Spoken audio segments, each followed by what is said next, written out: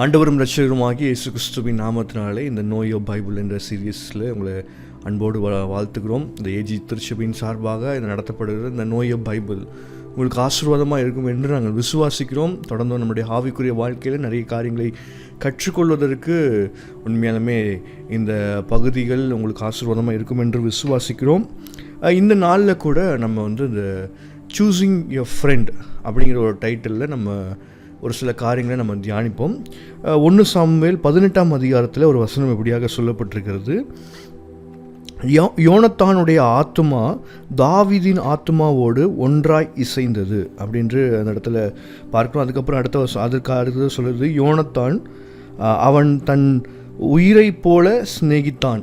So இந்த இடத்துல நம்ம பார்க்குறோம், வேதத்தில் இந்த ஃப்ரெண்ட்ஷிப் அப்படின்னு நம்ம பார்க்கும் பொழுது, சிநேகிதர்கள் என்று பார்க்கும்போது வேதத்தில் ரொம்ப மேன்மையாக இல்லை ரொம்ப காரியங்கள் சொல்லப்பட்ட ஒரு ஃப்ரெண்ட்ஷிப், ஒரு ட்ரஸ்ட் வர்தியான ஒரு ஃப்ரெண்ட்ஷிப் பார்க்கும்போது தாவீது யோனத்தானை குறித்ததான ஒரு ஃப்ரெண்ட்ஷிப் நம்ம மேன்மையாக நம்ம சொல்லலாம். அவங்களுக்கு இருக்க சிநேகிதர்களாக இருந்து அவர்கள் என்னென்னலாம் வேதத்தில் நம்ம வாசிக்கிறோம். அவங்க இருவருக்குள்ளே இருந்த அந்த உறவு எப்படி இருந்தது, ஒரு சிநேகிதர்களாக ஒரு ஃப்ரெண்டாக அவங்க ஈச் அதர் 2 பேருக்குள்ளே இருந்த அந்த உறவை குறித்து நம்ம தியானிக்கிறோம். ஸோ அதுலேருந்து சில காரியங்களை நாம் கற்றுக்கொள்வதற்கு நமக்கு உதவியாக இருப்பதாக, அதுவும் குறிப்பாக நம்ம choosing a friend is very important thing. நம்ம சிநேகிதர்களை, நம்மளுடைய நண்பர்களை தெரிந்தெடுக்கிறதுல ரொம்ப முக்கியமாக இருக்கணும். நம்ம பல நேரங்களில் யோசிப்போம், நண்பர்கள் அந்த ஃப்ரெண்ட்ஷிப் எந்த அடிப்படையும் வரக்கூடாது, எந்த அடிப்படையிலையும் வரக்கூடாது, எந்த காரியத்தையும் பார்த்து வருவது ஃப்ரெண்ட்ஷிப் இல்லை. ஒருத்தரை அவங்கள அப்படியே ஏற்றுக்கிறதான ஃப்ரெண்ட்ஷிப் அப்படின்னு நம்ம நினைப்போம். ஆனால் நம்ம சில காரியங்களை அவங்க இடத்துலேருந்து பார்க்க வேண்டியதும் சிலது அவசியமாக இருக்குது. சூஸிங், நம்ம எப்படிப்பட்ட நண்பர்களை நம்ம தேர்ந்தெடுக்கிறோம் அப்படிங்கிறது ரொம்ப பிரதானமாக இருக்குது. நம்ம எல்லாருக்குமே தெரிஞ்ச ஒரு கோட், எல்லாருக்குமே தெரிஞ்ச ஒரு காரியம், tell your friend I will tell who you are. உன் நண்பன் யார் என்று சொல், நீ யார் என்று சொல்கிறேன் என்று அந்த கோட் எல்லாருக்குமே தெரிஞ்ச ஒரு பிரபலமான ஒரு ஸ்டேட்மெண்ட். அதை நம்ம பார்க்கும்போது, உன் நண்பனை குறித்து சொல்லு, நான் நீ யாருன்னு நான் சொல்கிறேன் அப்படிங்கும்போது அவங்க எப்படிப்பட்ட கேரக்டர் இருக்காங்களோ அந்த கேரக்டர் நம்மகிட்ட என்ன பண்ணும், ஆட்டோமேட்டிக்காக ரிஃப்ளெக்ட் ஆகும். அவங்க நம்மளை இன்ஃப்ளூயன்ஸ் பண்ணுவாங்க. அவங்களோட தாட், அவங்களுடைய ஆக்ஷன்ஸ் எல்லாமே நமக்குள்ளே இன்ஃப்ளூயன்ஸ் ஆக ஆரம்பிக்கும். ஸோ அதனால தான் சொல்லப்பட்டிருக்குது, நம்ம நண்பர்களை தெரிந்தெடுக்கும் பொழுது, நண்பர்களை இது பண்ணும் பொழுது ரொம்ப பிரதானமாக இருக்கணும். அதுலேயும் ஒரு சில காரியங்களை நம்ம இன்றைக்கி பார்ப்போம். உங்கள் ஃப்ரெண்ட் இப்போ சொல்லப்படுற காரியங்கள் உங்கள் ஃப்ரெண்ட்ஸ் சர்க்கிளையும் கொஞ்சம் யோசிச்சு பாருங்கள். எப்படிப்பட்ட ஃப்ரெண்ட்ஸ் நம்ம கூட இருக்காங்க, எப்படிப்பட்ட நண்பர்கள் எனக்கு இருக்காங்க அப்படிங்கிறத யோசித்து பார்ப்பதுக்கு அவசியமாக இருக்கும். ஸோ அந்த இடத்துல ஒரு வசனம் அழகாக சொல்லப்பட்டிருக்கிறது. 18 வாசிக்கிறோம். 1 சாமுவேல் 18 1ஆவது வசனத்தில் பார்க்கிறோம், யோனத்தானுடைய ஆத்துமா தாவீதின் ஆத்துமாவோடு ஒன்றாய் இசைந்தது. ஸோ எப்படிப்பட்ட ஒரு ஃப்ரெண்ட்ஷிப் அப்படின்னு பார்க்கும்பொழுது, நம்ம எப்படிப்பட்ட நண்பர்களை தெரிந்தெடுக்கணும் அப்படின்னு பார்க்கும்பொழுது, அந்த சோல்மேட் அப்படின்னு நம்ம சொல்லுவோம் அடிக்கடி. சோல்மேட் இது கரெக்டான ஒரு பர்ஃபெக்ட் எக்ஸாம்பிளாக வேதத்திலேயே சொல்லப்பட்டிருக்குது. We have to find a soulmate. நம்முடைய ஆத்மாவோடு இசைகிற ஒரு நண்பர்களை என்ன பண்ணணும், தெரிந்தெடுக்கணும். நண்பர்களை தெரிந்தெடுக்கணும். நம்ம ஆத்மாவோடு, நம்ம சிந்தைக்கு பொருத்தமான ஆட்கள். நம்ம பல நேரங்களில் நண்பர்களை எப்படி தெரிந்தெடுப்போம், எப்படி நம்ம தெரிந்தெடுக்கிறாங்க அப்படின்னு பார்க்கும்பொழுது, அவங்களோட அவுட்வேர்ட் அப்பியரன்ஸை பார்க்குறோம், அவங்களுக்கு இருக்க எபிலிட்டியை பார்க்குறோம், அவங்களால என்ன முடியும், அவங்களோட பேக்ரவுண்டு அப்படின்னு பல நேரங்களில் க்ரைட்டீரியாஸ் வச்சுறோம் நம்ம. ஆனால் நம்ம பார்க்க வேண்டிய ஒரு காரியம் என்னென்னா, சோல், நம்முடைய ஆத்மாவோடு இசைந்து போகிற ஆட்களாக இருக்கிறாங்களா, நம்முடைய ஆவியோடு ஒத்து போகிற ஆட்களாக இருக்காங்களா, நம்ம மைண்ட் செட்டோட அந்த வேவ் லென்த்தோட ஒத்து போகிற ஆட்களாக இருக்கிறாங்களா அப்படின்னு நம்ம பார்க்க வேண்டியது அவசியமாக இருக்குது. பல நேரங்களில் நம்ம எக்ஸ்டர்னல் திங்ஸ் நிறைய பார்க்குறோம். எக்ஸ்டர்னல் அவங்க வெல் செட்டில்டா, நல்ல நாலேஜா, நல்ல ஒரு எஜுகேஷ்னல் பேக்ரவுண்டில் இருக்காங்களா அப்படின்னு பல நேரம் இதெல்லாம் எக்ஸ்டர்னல் திங்ஸை நம்ம பார்க்குறோம். அதை நம்ம ஆக்சுவலி பார்க்கவே கூடாது. ஒரு ஃப்ரெண்ட்ஷிப்பில் வரும்போது அது பார்க்கக்கூடாது. எது பார்க்கணுன்னா, இந்த சோல்மேட், நமக்கு ஆவியோடு நம்மளுடைய ஆத்மாவோடு இசைந்து போகிற ஆட்களாக இருக்கிறாங்களா அப்படின்னு நம்ம பார்க்கணும். 2வது அதே வசனத்தை நம்ம வாசிக்கிறோம், யோனத்தான் உயிரை போல அவனை சிநேகித்தான் என்று பார்க்கிறோம். அதுபோல் 2வது காரியம், நம்மளை நேசிக்கிற ஒரு நபர்கள், அவர்களைப் போல நேசிக்கிற நபர்கள். Find a friend who can loves you. அவர்களைப் போல நேசிக்கிற ஒரு நண்பர்களை நம்ம என்ன பண்ணணும், தேர்ந்தெடுக்க வேண்டியது அவசியமாக இருக்குது. ஸோ அந்த நேசித்தல்ங்கிறதுல இந்த லவ், அன்கண்டிஷ்னல் லவ், அன்பில் வந்து எந்த பாரபட்சமும் இல்லாமல், எந்த க்ரைட்டீரியாஸும் இல்லாமல், எந்த டிமாண்டும் இல்லாமல் நேசிக்கிற ஒரு நல்ல நண்பர்களை நம்ம என்ன பண்ணணும், தேர்ந்தெடுக்க வேண்டியது அவசியமாக இருக்குது.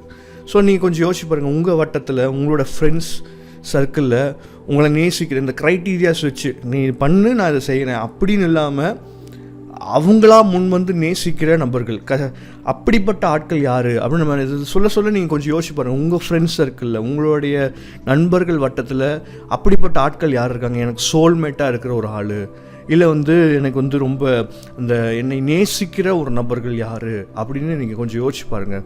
உண்மையால் நேசிக்கிற, அந்த பொய்யா இல்லை நீ இந்த கிஃப்ட் வாங்கி கொடுத்தா அதனால் நான் இதை வாங்கி கொடுக்குறேன், நீ அதை செஞ்ச நீ எனக்கு அதனால் நான் உனக்கு செய்கிறேன், இந்த கைமாறுக்கு செய்கிற நண்பர்கள் அல்ல, மனதார செய்கிற நண்பர்கள், உண்மையாலும் அன்போடு நேசிக்கிற நண்பர்கள் யார் அப்படின்னு நீங்கள் கொஞ்சம் யோசிச்சு பாருங்கள் உங்களுடைய நண்பர்கள் வட்டத்தில். அப்புறம் இன்னொரு என்ன நம்ம பார்க்க வேணும்னா, ட்ரஸ்ட் வர்தி, நம்பிக்கைக்குரிய ஆட்களாக இருக்கிறாங்களா அப்படின்னு நம்ம பார்க்கணும்.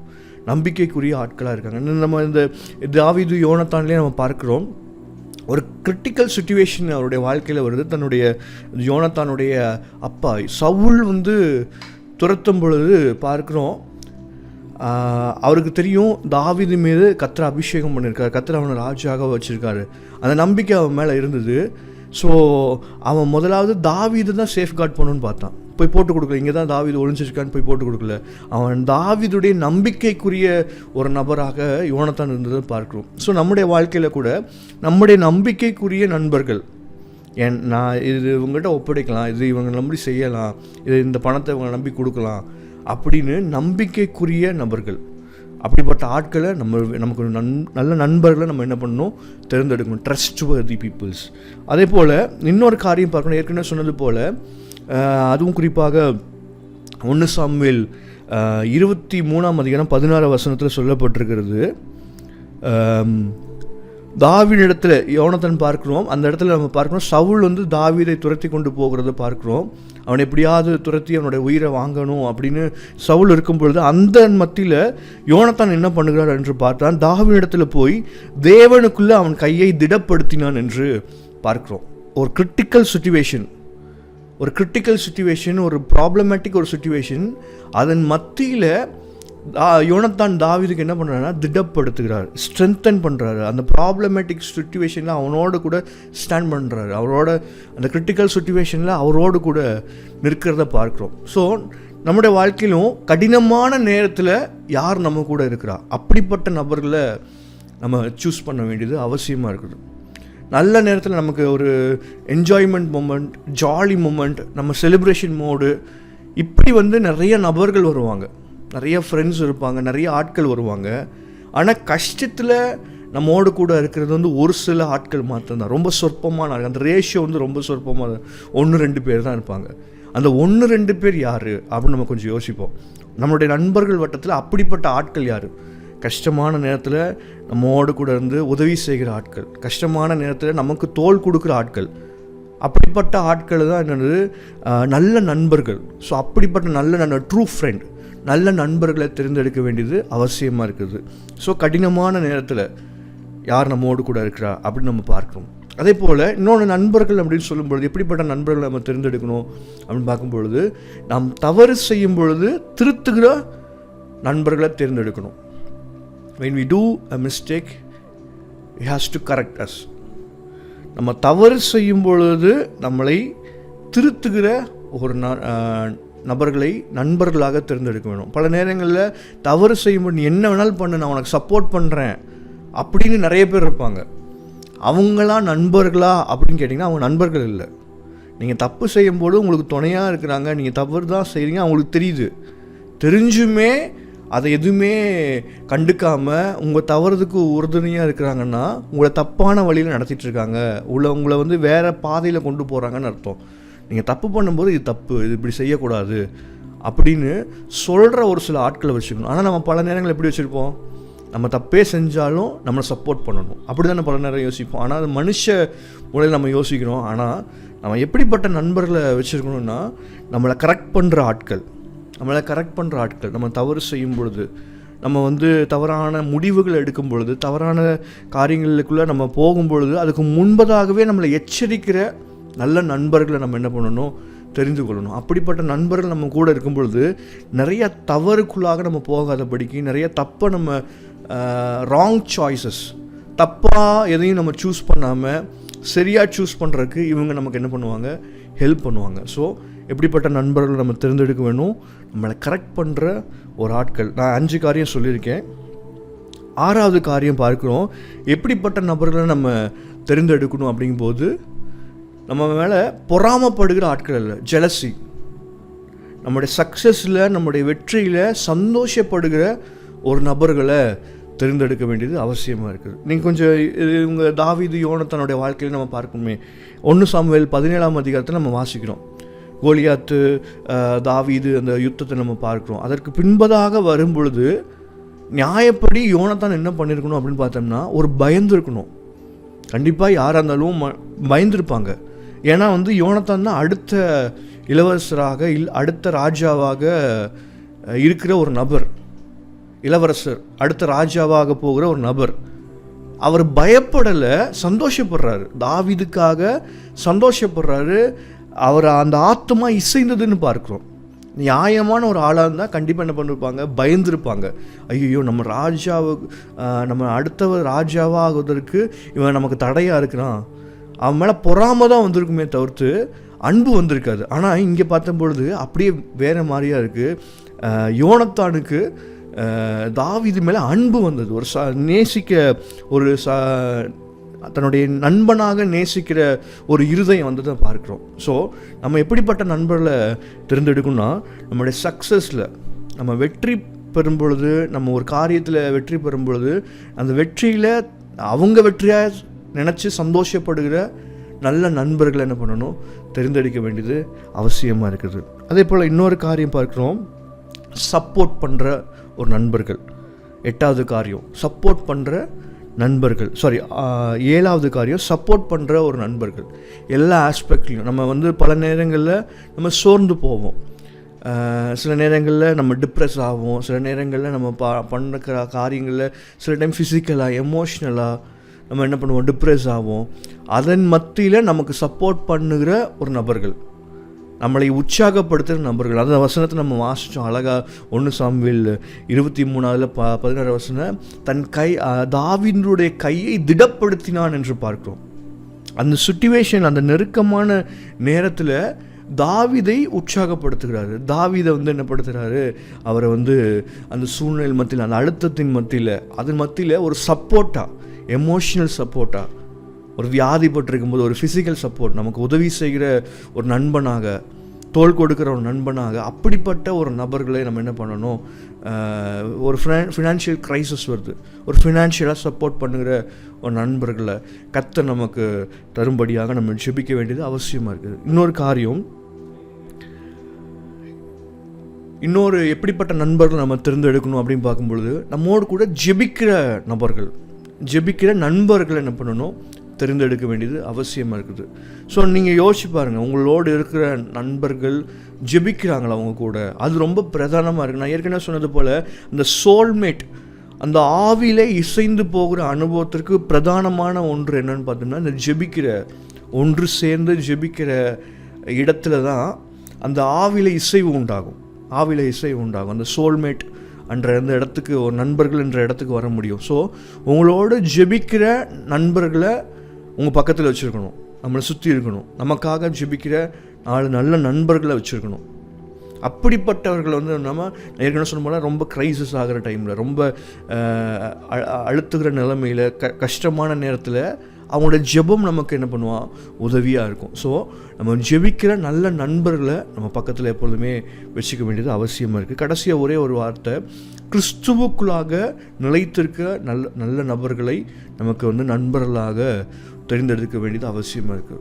நீங்கள் பார்த்துட்ருக்க நிறைய யூத் நீங்கள் பார்த்துட்ருப்பீங்க, நிறைய வாலிபர்கள், நிறைய சிறு பிள்ளைகள் நீங்கள் பார்த்துட்ருக்கலாம். நீங்கள் கொஞ்சம் யோசிச்சு பாருங்கள், நீங்கள் எப்படிப்பட்ட நண்பர்களை நீங்கள் தேர்ந்தெடுக்கிறீங்க. ஸோ உங்கள் நண்பர்கள் வட்டாரத்தில் நீங்கள் எதை பற்றி பேசுகிறீங்க, அதுவும் ரொம்ப முக்கியமாக இருக்குது. நம்ம பல நேரங்களில் அந்த நண்பர்கள் வட்டாரத்தில் இயேசுவே கொண்டு வரணும். கிறிஸ்தவ நண்பர், நீங்கள் கிறிஸ்தவ நண்பர்கள் வேணும், உங்களுக்கு கிறிஸ்தவ நண்பர்கள் வேணும், நல்ல ஜெபிக்கிற நண்பர்கள் வேணும், வேத வாசிக்கிற நண்பர்கள் வேணும், கிறிஸ்துவை பற்றி பேசுகிற நண்பர்கள் வேணும்.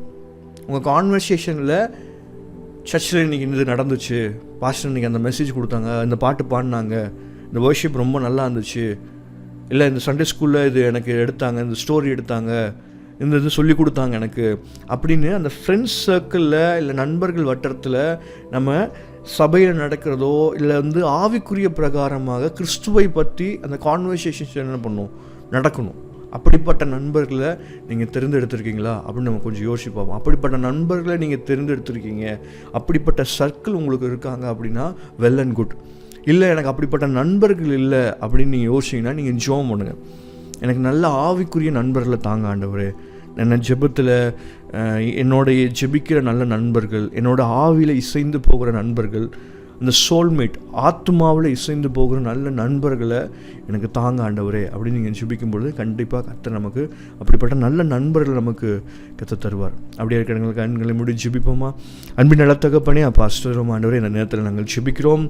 அன்றைய தாவீது, யோனத்தான் ஆண்டவரே, வேதத்தில் நாங்கள் வாசிக்கிற நல்ல நண்பர்களை குறித்து வாசித்து அவரிடத்திலிருந்து சில சத்தியங்களை கற்றுக்கொள்ளும்படியாக கர்த்தர் கிருபை செய்து ராஜா. அன்றைய எங்கள் வாழ்க்கையில் கூட நல்ல நண்பர்களை நாங்கள் தேர்ந்தெடுப்பதற்கு ஆண்டவரே ஸ்தோத்திரம், எங்களுக்கு கர்த்தர் உதவி செய்தும்படியாக நாங்கள் ஜெபிக்கிறோம். நல்ல ஜெபிக்கிற ஆட்கள், எங்களுடைய உறுதுணையாக இருக்கிற ஆட்கள் ஆண்டவரே ஸ்தோத்திரம், ஆண்டவரே எங்களை நேசிக்கிற ஆட்கள், ஆண்டவரே எல்லா விதத்திலையும் எங்களுக்கு ஆண்டவரே சப்போர்ட்டாக இருக்கிற நல்ல நண்பர்களை கர்த்தர் எங்களுக்கு நீ தந்தருளும்படியாக நாங்கள் ஜெபிக்கிறோம் ராஜா. இந்த பார்த்து கொண்டிருக்க வாலிபர்கள் அன்று சிறு பிள்ளைகள் இருந்தாங்கன்னா அவங்களுடைய நண்பர்களை தேர்ந்தெடுப்பதிலே பிரதானமாக இருப்பதாக, அவங்களுடைய குணாதிசயங்களை முக்கியப்படுது, கேரக்டர் முக்கியத்துவம் கொடுப்பதாக, மற்ற ஆண்டவரே காரியங்களை காட்டிலும் பிரதானமானவைகளை முக்கியத்துவப்படுத்தி அதிலிருந்து நல்ல நண்பர்களை கர்த்தர் நீர் அவர்களுக்கு தந்தருளும்படியாக நாங்கள் ஜெபிக்கிறோம். நல்ல ஆவிக்குரிய நண்பர்களை கர்த்தர் அவர்களுக்கு தந்தருளும்படியாக நாங்கள் ஜெபிக்கிறோம். தொடர்ந்து நம்முடைய கிருபையும் சமாதானமும் யாவரோடும் இருப்பதாக நாங்கள் ஜெபிக்கிறோம். இயேசுவின் மூலம் ஜெபிக்கிறோம் நல்ல பிதாவே, ஆமென், ஆமென். God bless you.